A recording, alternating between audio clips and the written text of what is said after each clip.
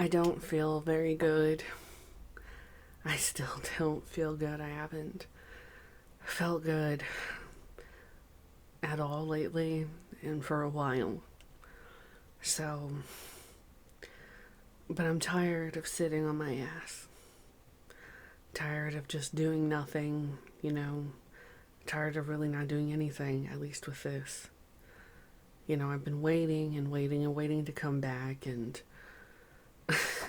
every single fucking time I try to get some sort of help or treatment, it just doesn't work. I've gone through 3 fucking rounds of antibiotics, and I'm still fucked up. And I, God, just feel really, really dizzy. It's kind of almost getting to the point where almost nothing works anymore. But that is a problem for something else to go over. Right now I want to do something, and something that I really like and I care about.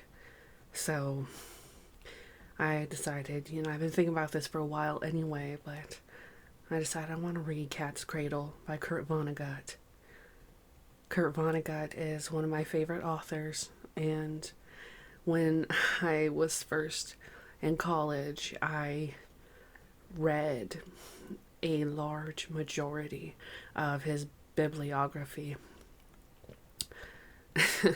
Kurt Vonnegut's books came to me at a point in my life where I was very lonely and I was very alone, and I definitely found a sort of kinship and happiness in reading all those books he made. And I want to share that with you. And I hope that you guys really like this, because I really enjoy Kurt Vonnegut's books. The first one I ever read by him was actually Slaughterhouse-Five. But in the now 10 years since I have become a fan of his, I have just about every year or every other year reread Cat's Cradle over and over. So that's what I want to do here with you today. Nothing in this book is true. Live by the FOMA that make you brave and kind and happy and healthy. The Books of Bokanon 1:5. FOMA means harmless untruths. Cat's Cradle. Chapter 1. The Day the World Ended. Call me Jonah. My parents did, or nearly did. They called me John. Jonah, John. If I had been a Sam, I would have been a Jonah still. Not because I have been unlucky for others, but because somebody or something had compelled me to be certain places at certain times, without fail. Conveyances and motives, both conventional and bizarre, have been provided. And according to plan, at each appointed second, at each appointed place, this Jonah was there. Listen. When I was a younger man, 2 wives ago, 250,000 cigarettes ago, 3,000 quarts of booze ago, when I was a much younger man, I began to collect material for a book to be called The Day the World Ended. The book was to be factual. The book was to be an account of what important Americans had done on the day when the first atomic bomb was dropped on Hiroshima, Japan. It was to be a Christian book.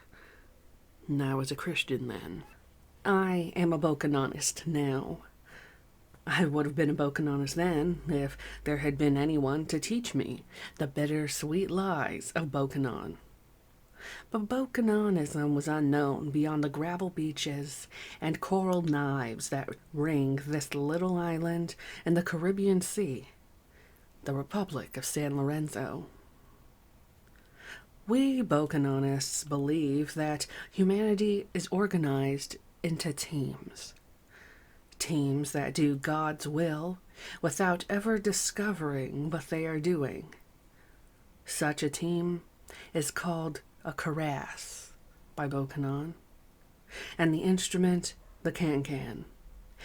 That brought me into my own particular karass was the book I never finished, the book to be called The Day the World Ended.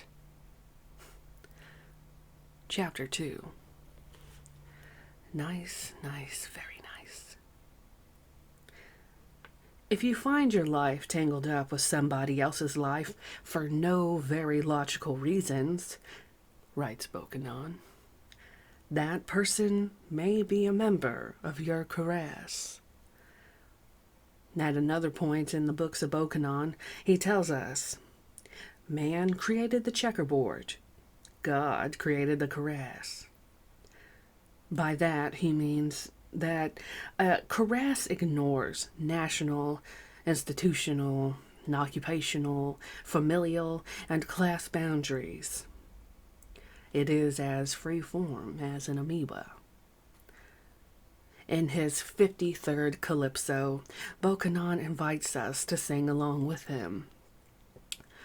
Oh, a sleeping drunkard up in Central Park, and a lion hunter in the jungle dark, and a Chinese dentist and a British queen, all fit together in the same machine.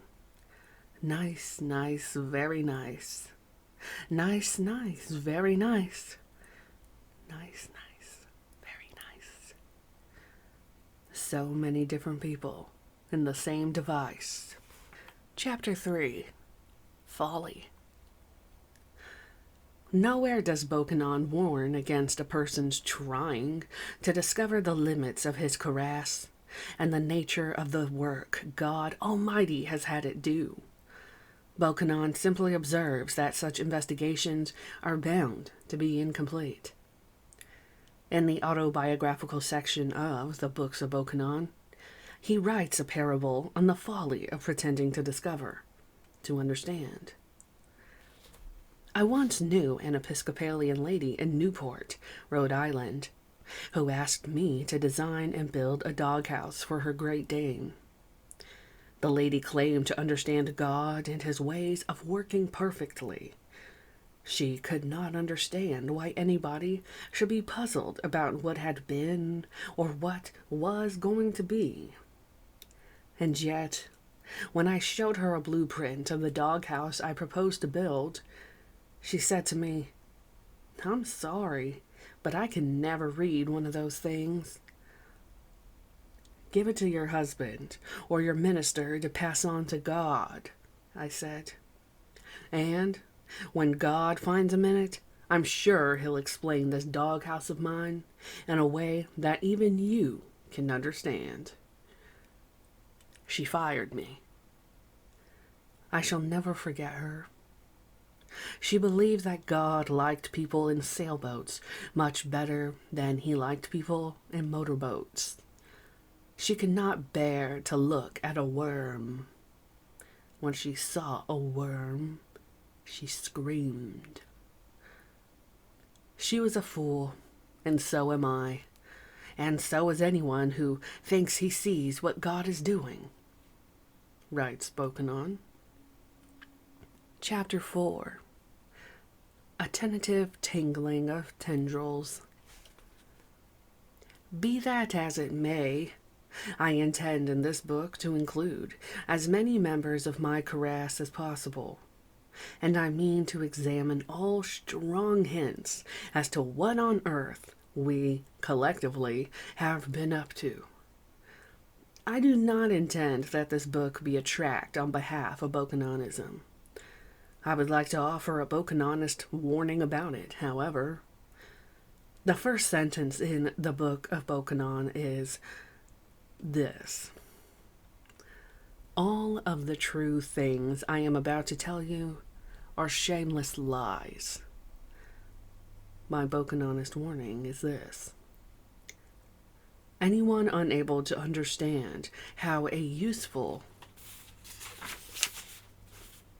religion can be founded on lies will not understand this book either. So be it. About my cuirass, then. It surely includes the 3 children of Dr. Felix Honecker, one of the so-called fathers of the first atomic bomb. Dr. Honecker was no doubt a member of my cuirass, though he was dead before my Sanucus, the tendrils of my life, began to tangle with those of his children. The first of his heirs to be touched by my Sanucus was Newton Honecker, the youngest of his 3 children, the younger of his 2 sons. I learned from the publication of my fraternity, the Delta Upsilon Quarterly, that Newton Honecker, son of the Nobel Prize physicist Felix Honecker, had been pledged by my chapter, the Cornell chapter. So I wrote this letter to Newt. Dear Mr. Honecker, or should I say, dear Brother Honecker, I am a Cornell DU now making my living as a freelance writer. I am gathering material for a book relating to the first atomic bomb. Its contents will be limited to events that took place on August 6th, 1945, the day the bomb was dropped on Hiroshima. Since your late father is generally recognized as having been one of the chief creators of the bomb, I would very much appreciate any anecdotes you might care to give me of life in your father's home on the day the bomb was dropped. I am sorry to say that I don't know as much as I should about your illustrious family, and so don't know whether you have brothers or sisters. If you do have brothers or sisters, I should like very much to have their addresses so that I can send similar requests to them. I realize that you are very young when the bomb was dropped, which is all to the good. My book is going to emphasize the human rather than the technical side of the bomb. So recollections of the day through the eyes of a baby, if you'll pardon the expression, would fit in perfectly. You don't have to worry about style and form. Leave that all to me. Just give me the bare bones of your story. I will, of course, submit the final version to you for your approval prior to publication. Fraternally yours. Chapter 5. Letter from a Pre-Med. To which Newt replied, I'm sorry to be so long about answering your letter. That sounds like a very interesting book you're doing. I was so young when the bomb was dropped that I don't think I'm going to be much help. You should really ask my brother and sister, who are both older than I am. My sister is Mrs. Harrison C. Connors, 4918 North Meridian Street, Indianapolis, Indiana. That is my home address too now. I think she'll be glad to help you. Nobody knows where my brother Frank is. He disappeared right after Father's funeral 2 years ago, and nobody has heard from him since. For all we know, he may be dead now. I was only 6 years old when they dropped the atomic bomb on Hiroshima, so anything I remember about that day, other people have helped me to remember. I remember I was playing on the living room carpet outside my father's study in Ilium, New York. The door was open, and I could see my father. He was wearing pajamas and a bathrobe. He was smoking a cigar. He was playing with a loop of string. Father was staying home from the laboratory in his pajamas all day that day. He stayed home whenever he wanted to. Father, as you probably know, spent practically his whole professional life working for the research laboratory of the General Forge and Foundry Company in Ilium. When the Manhattan Project came along, the bomb project, Father wouldn't leave Ilium to work on it. He said he wouldn't work on it at all unless they let him work where he wanted to work. A lot of the time that meant at home. The only place he liked to go outside of Ilium was our cottage on Cape Cod. Cape Cod was where he died. He died on Christmas Eve. You probably know that, too. Anyway, I was playing on the carpet outside his study on the day of the bomb. My sister Angela tells me I used to play with little toy trucks for hours, making motor sounds going Burton, Burton, Burton, all the time. So I guess I was going Burton, Burton, Burton on the day of the bomb. And Father was in his study, playing with a loop of string. It so happens I know where the string he was playing with came from. Maybe you could use it somewhere in your book. Father took the string from around the manuscript of a novel that a man in prison had sent him. The novel was about the end of the world in the year 2000, and the name of the book was 2000 AD. It told about how mad scientists made a terrific bomb that wiped out the whole world. There was a big sex orgy where everybody knew that the world was going to end. And then Jesus Christ himself appeared 10 seconds before the bomb went off. The name of the author was Marvin Sharp Holderness, and he told Father in a covering letter that he was in prison for killing his own brother. He sent the manuscript to Father because he couldn't figure out what kind of explosives to put in the bomb. He thought maybe Father could make suggestions. Now, I don't mean to tell you, I read the book when I was 6. We had it around the house for years. My brother Frank made it his personal property on account of the dirty parts. Frank kept it hidden in what he called his wall safe in his bedroom. Actually, it wasn't a safe, but just an old stove flue with a tin lid. Frank and I must have read the orgy part 1,000 times when we were kids. We had it for years, and then my sister Angela found it. She read it and said it was nothing but a piece of dirty, rotten filth. She burned it up, and the string with it.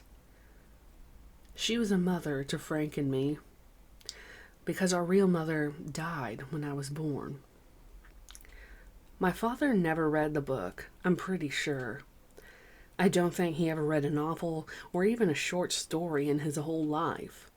Or, at least, not since he was a little boy. He didn't read his mail or magazines or newspapers either. I suppose he read a lot of technical journals, but to tell you the truth, I can't remember my father reading anything. As I say, all he wanted from that manuscript was the string. That was the way he was. Nobody could predict what he was going to be interested in next.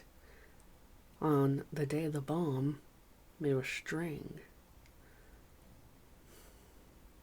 Have you ever read the speech that he made when he accepted the Nobel Prize? This is the whole speech.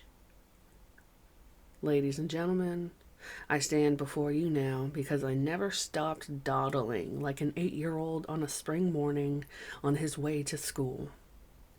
Anything can make me stop and look and wonder, and sometimes learn. I'm a very happy man. Thank you. Anyway, Father looked at that loop of string for a while, and then his fingers started playing with it.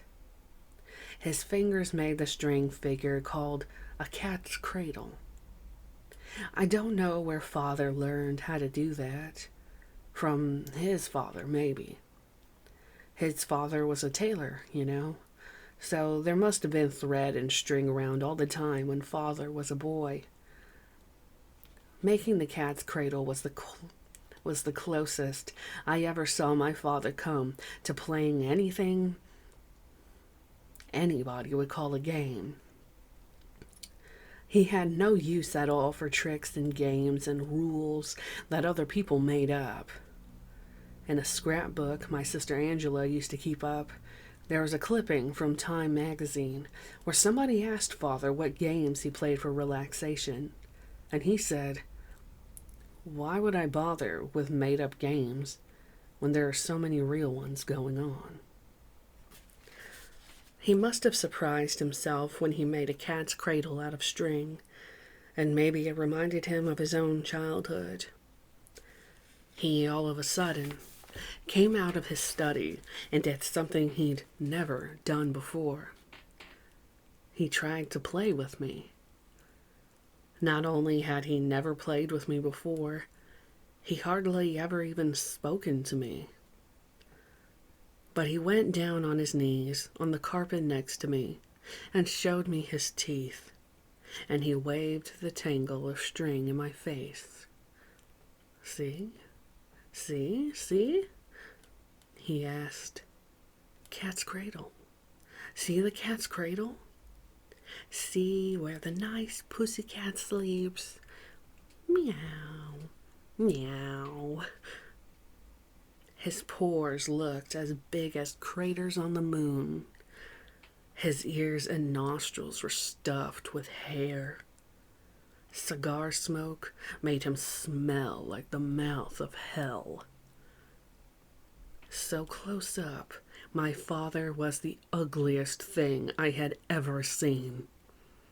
I dream about it all the time.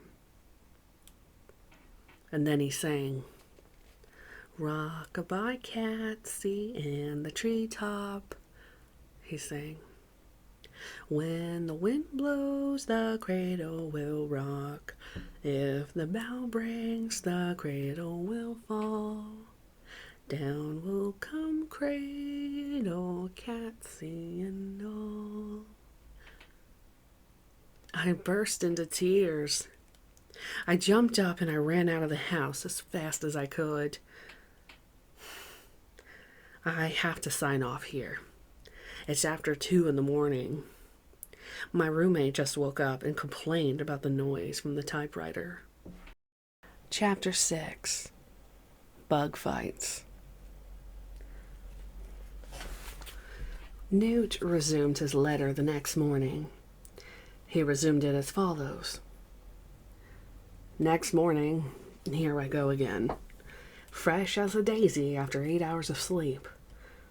The fraternity house is very quiet now. Everybody is in class but me. I'm a very privileged character. I don't have to go to class anymore. I was flunked out last week. I was a pre-med. They were right to flunk me out. I would have been a lousy doctor. After I finish this letter, I think I'll go to a movie. Or, if the sun comes out, maybe I'll go for a walk through one of the gorges. Aren't the gorges beautiful? This year, 2 girls jumped into one holding hands. They didn't get into the sorority they wanted. They wanted Tri-Delt. But back to August 6th, 1945.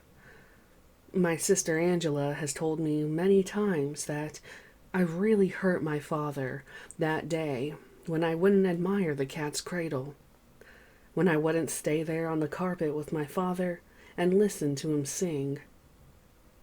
Maybe I did hurt him, but I don't think I could have hurt him much. He was one of the best protected human beings who ever lived. People couldn't get at him because he just wasn't interested in people. I remember one time, about a year before he died, I tried to get him to tell me something about my mother. He couldn't remember anything about her. Did you ever hear the famous story about breakfast on the day Mother and Father were leaving for Sweden to accept the Nobel Prize? It was in the Saturday Evening Post one time. Mother cooked a big breakfast. And then, when she cleared off the table, she found a quarter and a dime and 3 pennies by Father's coffee cup. He tipped her. After wounding my father so terribly, if that's what I did, I ran out into the yard. I don't know where I was going until I found my brother Frank under a big spirea bush. Frank was 12 then, and I wasn't surprised to find him under there. He spent a lot of time under there on hot days, just like a dog. He'd make a hollow in the cool earth all around the roots, and you never could tell what Frank would have under the bush with him. One time, he had a dirty book. Another time, he had a bottle of cooking sherry. On the day they dropped the bomb, Frank had a tablespoon and a mason jar. What he was doing was spooning different kinds of bugs into the jar and making them fight. The bug fight was so interesting that I stopped crying right away. Forgot all about the old man. I can't remember what all Frank had fighting in the jar that day, but I can remember other bug fights we staged later on. One stag beetle against 100 red ants, one centipede against 3 spiders, red ants against black ants. They won't fight unless you keep shaking the jar. And that's what Frank was doing. Shaking the jar. After a while, Angela came looking for me. She lifted up one side of the bush and said, "So there you are." She asked Frank what he thought he was doing, and he said, "Experimenting." That's what Frank always used to say. When people asked him what he thought he was doing, he always said, "Experimenting." Angela was 22 then. She had been the real head of the family since she was 16, since Mother died, since I was born. She used to talk about how she had 3 children, me, Frank, and Father. She wasn't exaggerating either. I can remember cold mornings when Frank, Father, and I would be all in a line in the front hall, and Angela would be bundling us up, treating us exactly the same. Only I was going to kindergarten, Frank was going to junior high, and Father was going to work on the atom bomb. I remember one morning like that when the oil burner had quit. The pipes were frozen, and the car wouldn't start. We all sat there in the car while Angela kept pushing the starter until the battery died. And then Father spoke up. You know what he said? He said, "I wonder about turtles." "What do you wonder about turtles?" Angela asked him. "When they pull in their heads," he said, "do their spines buckle or contract?" Angela was one of the unsung heroines of the atom bomb, incidentally, and I don't think the story has ever been told. Maybe you can use it.